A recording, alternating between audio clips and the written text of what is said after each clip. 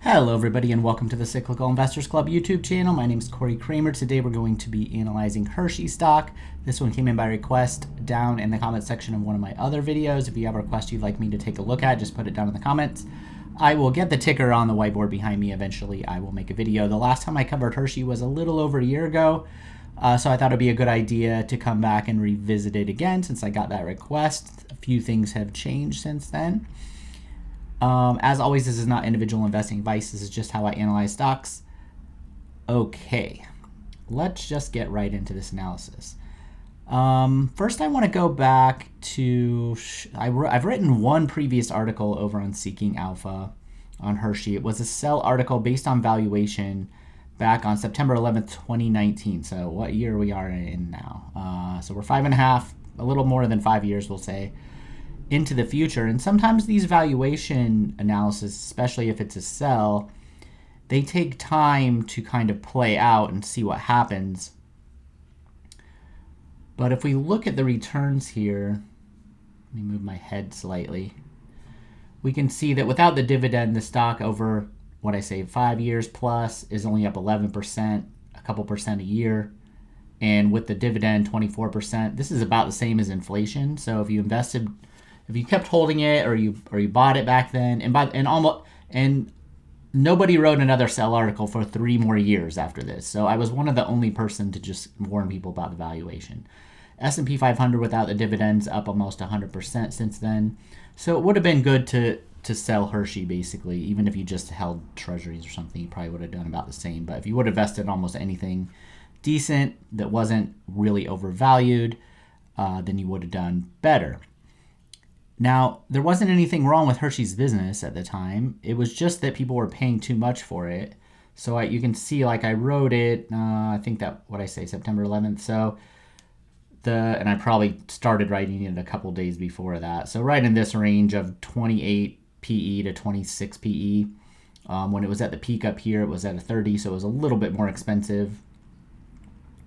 And the initial move was up, right? But the problem is when you pay a really high valuation like that, as soon as anything bad happens, I mean, you just get totally creamed. So what happened was earnings disappointed. So they went from positive teens, which if the market just took this earnings growth rate over these couple years or whatever, which was a boom, and attached a 30 PE to the stock, even a 28 PE or where it's at kind of during this whole range up here, that's a PEG ratio of about 2 because you have like 14% growth and a 28 PE.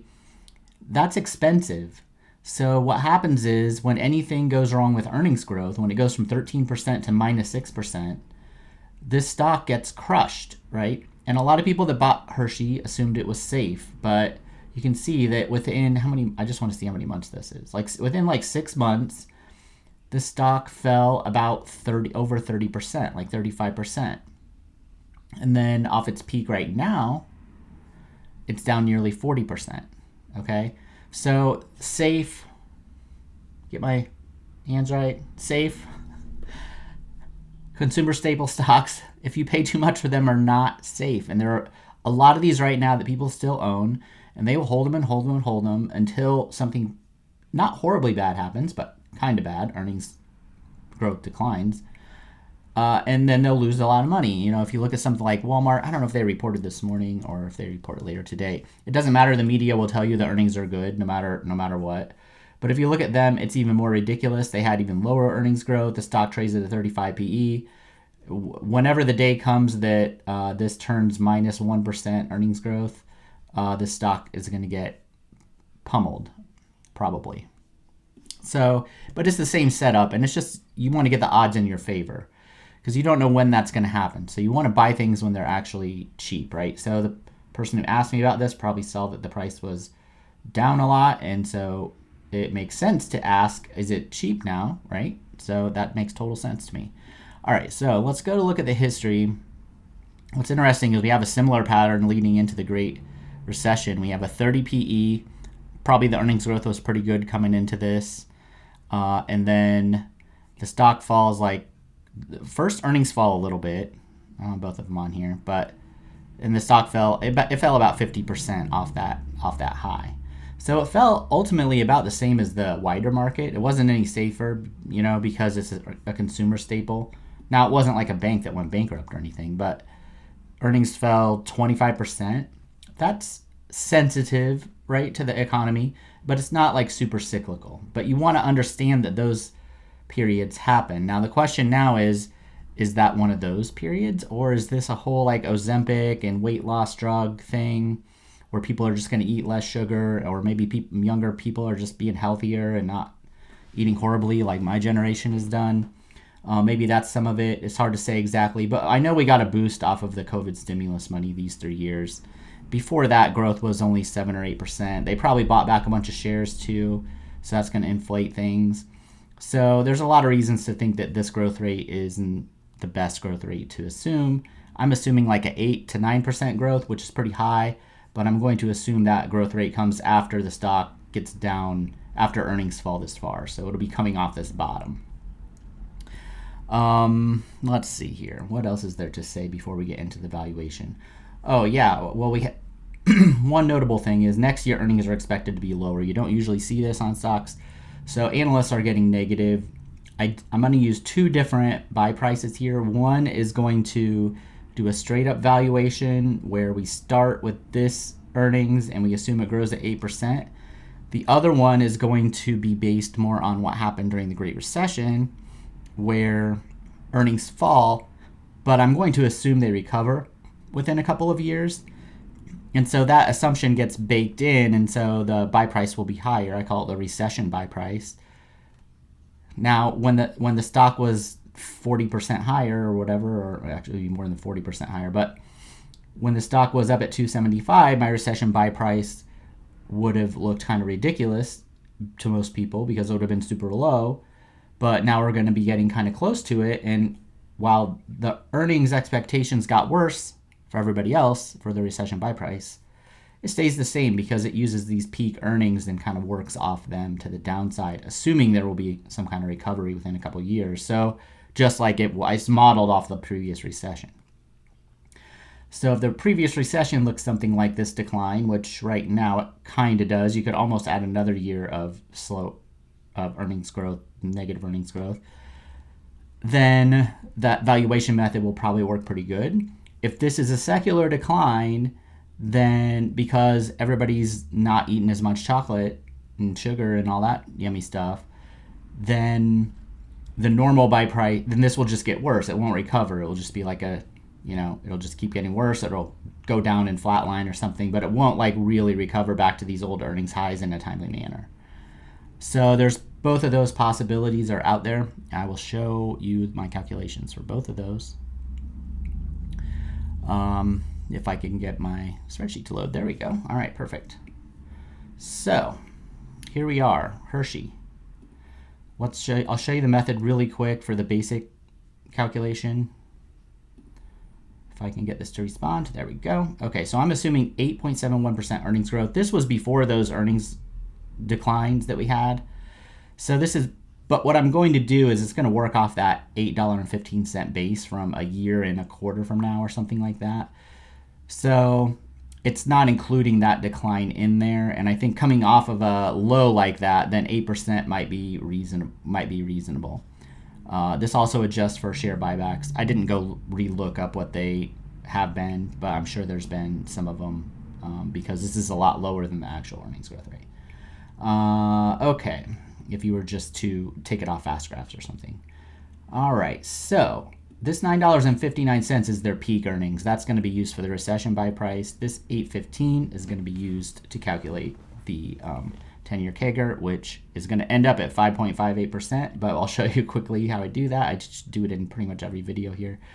So if they earn $8.15 and you pay, let's see, there's not much debt adjustment here. So if you pay basically today's price, that's going to be an earnings yield of 4.43%. That's the earnings over the price. Okay. So that's the earnings yield. That's kind of like a dividend yield, except for it uses earnings. So my spreadsheet's being really, there we go. It's just being really temperamental. Okay. Here we go. We're over to, so if you spend $100, you buy Hershey, and you own the business, you're going to earn about $4.43 on your $100 a year. I pull forward 8% growth, so you'd actually earn $4.82 that first year using this method. What I want to know is how much money you could collect after 10 years. If you just assume that $4 and whatever grows at 8% each year and compounds, you would earn $72.19 on your original $100 investment. So that's the CAGR that works out to the 10-year. The time frame is important because if you change the time frame, it will change the result.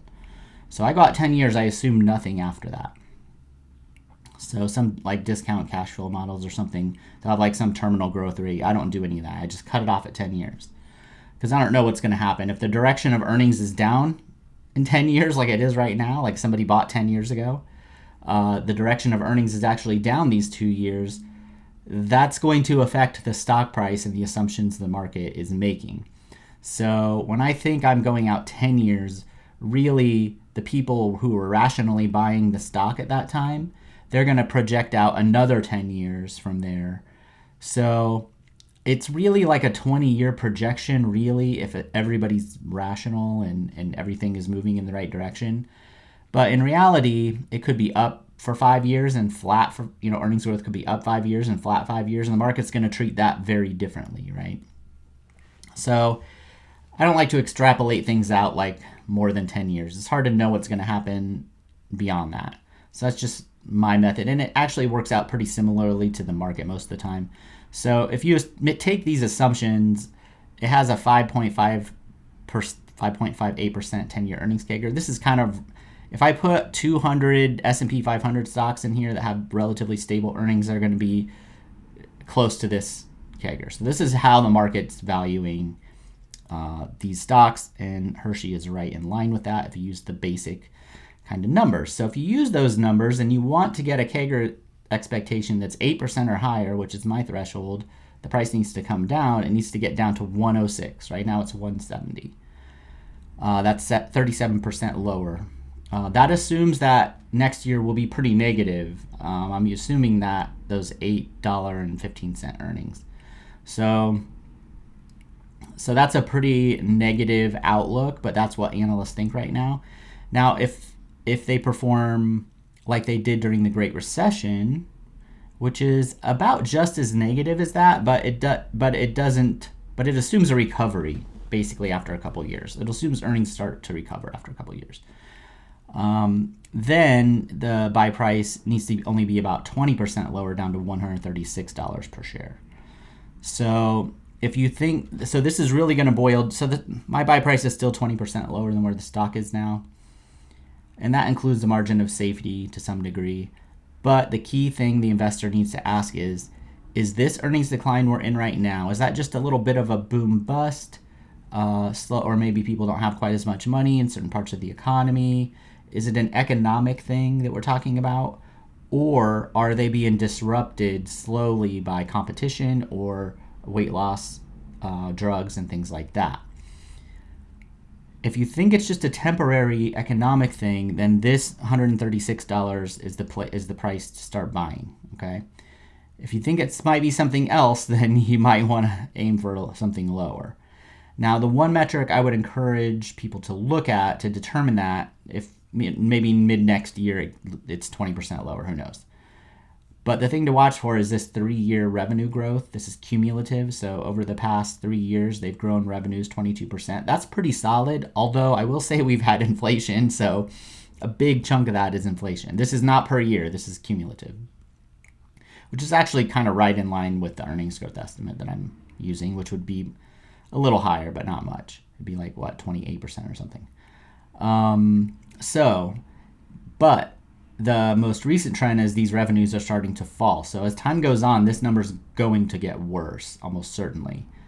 And if this gets down, if it gets negative, like that is an avoid basically for me, unless I'm absolutely certain this is an economically driven issue that they'll recover from.